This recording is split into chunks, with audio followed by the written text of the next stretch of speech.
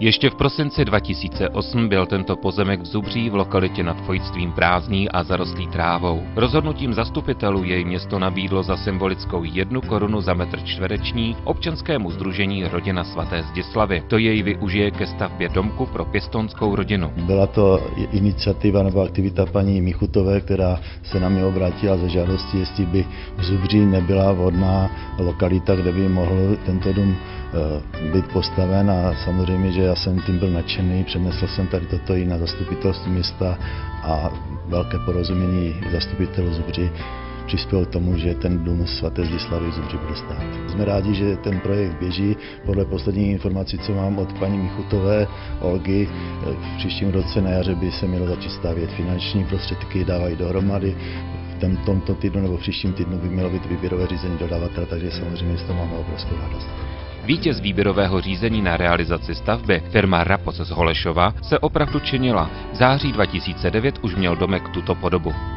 Po celou dobu stavby se pravidelně konaly kontrolní dny, a to za účasti investora, dodavatele, zástupců města i příznivců sdružení. Všichni se shodli na jednom: je to malý zázrak, že se i v době ekonomické krize podařilo získat jak pozemek, tak i státní dotace. Je to asi tak, že v nouzi a v té špatné situaci člověk pozná přátele, a právě tímto byla paní poslankyně Šodrová, která s náma do toho šla. Já velmi tyto aktivity podporuji, protože pro mě je to příklad, jak se má pěstounská péče dělat. Na spolupráci si vůbec nemůžeme stěžovat, bylo to nadstandardní vztahy.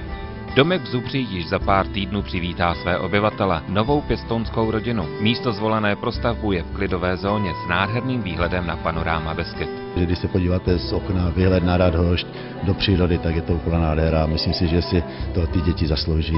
V rodině Kalových se 30. srpna 2010 začala psát nová kapitola jejich života. Doposud bydleli v malém domku v Novém Jičíně. Právě dnes přebírají klíče od nového domu v Zubří. Já vám předávám klíč jako starosta města Zubří. Já jsem rád, že máme nové spoluobčany Zubří, a přeji vám a celé vaší rodině, aby se vám Zubří pěkně žilo a abyste tady prožili krásné chvíle. Já vám předávám tento klíček, aby se vám tady líbilo, aby vám tady Pán Bůh žehnal, aby bylo všechno prostě v pořádku, aby měli děti radost, vy jste měla radost a prostě bylo to prostě fajn, abychom v tom sdružení popošli zase o kousek dál s těmito dětmi. Děkuju moc. Slavnostního přestřižení pásky se zúčastnili všichni, kdo se na stavbě významně podíleli.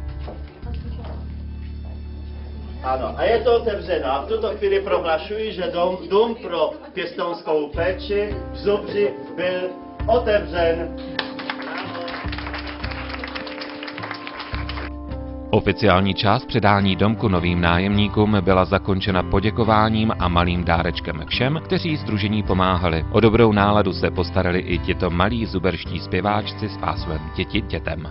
Vlaštovičky, povídá ty švitočečky, už nám taky, Pěstounská rodina má 6 dětí, zanedlouho k nim přibudou další 2 pěstounští sourozenci. Máme 3 vlastní děti a 3 děti v pěstounské péči. Máme v podstatě 5 kluků a 1 holčičku. Nejstarší má 18, potom máme 2 13leté kluky, 1 9letého, 4letého nejmenšího a 15letou slečnu, která je u nás nejkratší dobu. A co bych si přála, no hlavně, aby tady děcka byly šťastné, a v podstatě mají přijít ještě další 2, takže všechny děti, aby tady byly šťastné, aby se jim to líbilo. Prostorný domek plně odpovídá potřebám početné rodiny. Přízemí je vlastně rozděleno na takovou tu část, kde se bude odehrávat rodinný život. Je tam navíc ložnice rodičů. V podkroví je 5 pokojů pro děti. Stavba už je téměř hotová, chybí nějaké drobné venkovní úpravy a vnitřní nábytek dodala firma Zezulka Merenda z Nového Jičína. Finance. K domku přiléhá velká zahrada s vybudovaným venkovním posezením a zahradním nábytkem. Vnitřní nábytek dodala firma Zezulka Merenda z Nového Jičína. Při jeho výrobě respektovala požadavky početné rodiny i to, že zde v budoucnu najde domov 8 dětí. Vybírali si materiály, co se týče u kuchyně, pracovní desky, dvířka.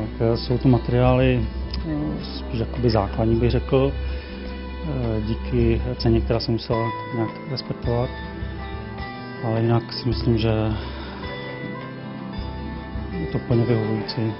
Dětské pokojíčky se pomalu zabydlují a rodina začíná nový život. Olga Michutová naplnila svůj velký úkol. Další pěstounská rodina má své nové doma. A jsem ráda, protože jsem se setkala s báječnýma lidma tady. Opravdu počínaje starostou a vůbec jako se zastupitelstvem. Je to milé, je to takové přátelské a já věřím, že i ta rodina bude tady tak žít, protože to cítím i u těch sousedů tady kolem dokola. Já jim přeji, aby tady prostě zdomácněli, aby se tady cítili dobře, aby tady našli domov.